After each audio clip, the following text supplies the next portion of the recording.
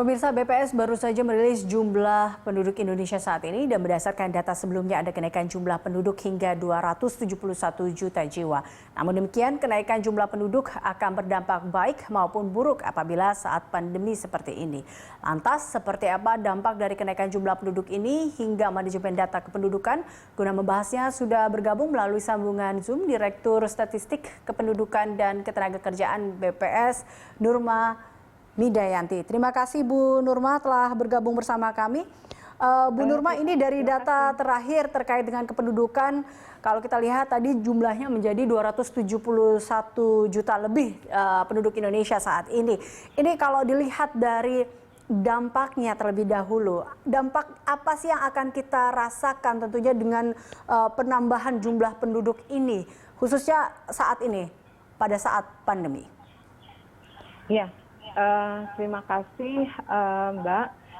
Jadi tadi baru saja BPS merilis data hasil sensus penduduk, di mana hasil sensus penduduk ini merupakan berasal data dasarnya dari Dukcapil, sehingga dari hasil sensus penduduk yang bulan September ini 270,20 juta, tapi telah disinkronkan menjadi data Desember menjadi data yang sama dengan rilis Kemendagri, yaitu 271,35 juta yang seperti tadi disampaikan.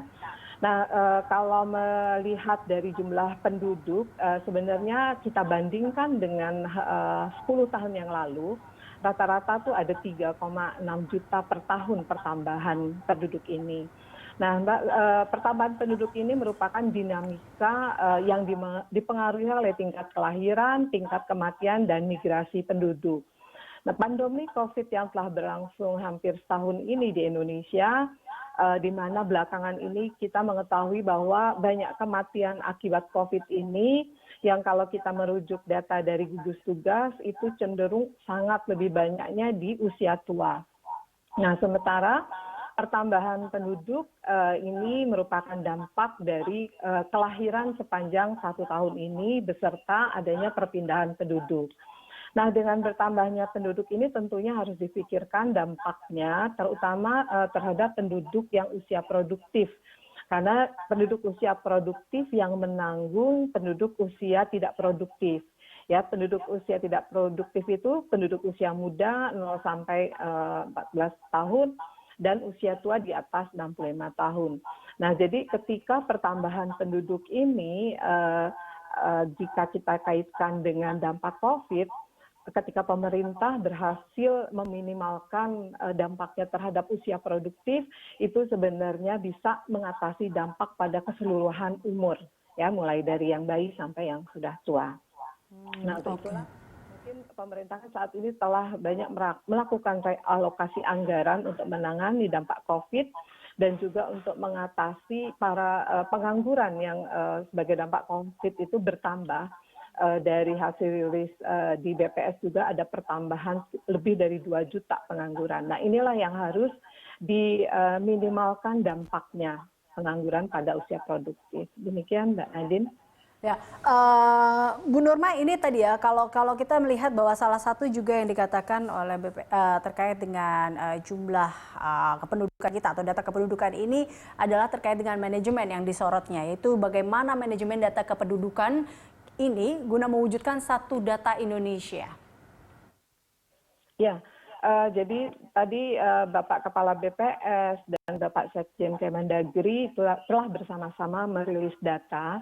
Jadi untuk pertama kalinya sensus penduduk di Indonesia menggunakan data Adminduk Dukcapil sebagai data dasar, sehingga hasil dari sensus penduduk pada bulan September 2020 kemarin itu menjadi satu database dengan data Dukcapil. Memang masih ada perbedaan terkait dengan alamat sesuai KK dan sesuai domisili, tapi itu yang akan kita terus minimalkan perbedaannya. Jadi kami dengan Kemendagri, dengan Ditjen Dukcapil telah memiliki sistem untuk kita bersama-sama terus memperbaiki data kependudukan ini. Kita memiliki dashboard kolaborasi yang dimana di dalamnya setelah sensus penduduk kita mensinkronkan dengan data Dukcapil, database-nya, kemudian kita rilis di Desember dengan angka yang sama, dan setelah itu perubahan-perubahan akibat kelahiran, kematian, dan perpindahan itu akan tercatat dan terupdate terus di dalam database bersama ini. Jadi ke depannya, apalagi Dukcapil itu telah melakukan kerjasama dengan lebih dari 2.000 institusi yang ini terus mengupdate datanya. Jadi Dukcapil, Ditjen Dukcapil Kemendagri dengan BPS akan terus melakukan dan mengawal perubahan dari data kependudukan ini bersama-sama. Sehingga dampaknya Mbak, nanti BPS tidak lagi melakukan sensus penduduk ke lapangan, kita menggunakan data registrasi penduduk dari Dukcapil yang kemudian kita bisa lakukan setiap saat perubahan-perubahan itu dapat tercatat.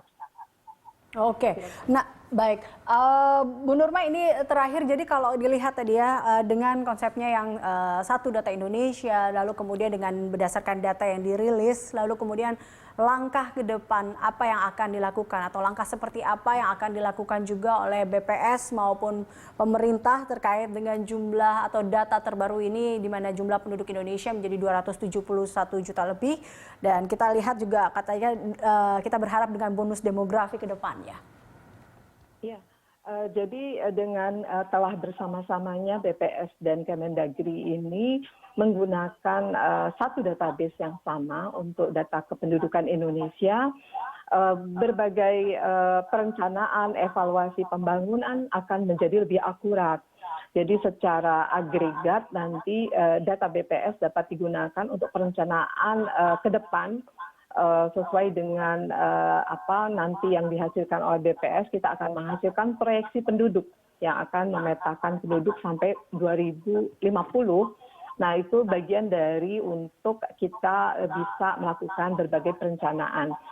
Sementara dari sisi data Dukcapil, itu penggunaannya datanya itu secara individu untuk mengintervensi berbagai program pemerintah yang berbasis penduduk, yang berbasis individu by name by address. Jadi dengan berkolaborasinya BPS dengan Kemendagri ini akan menjadi suatu terobosan yang luar biasa bagi data kependudukan di Indonesia. Dan kita akan terus bersama untuk meningkatkan kualitas data kependudukan Indonesia. Oke, baik. Baik, terima kasih Bu Nurma telah bergabung bersama kami. Pemirsa, Nurma Midayanti, Direktur Statistik Kependudukan dan Ketenagakerjaan BPS.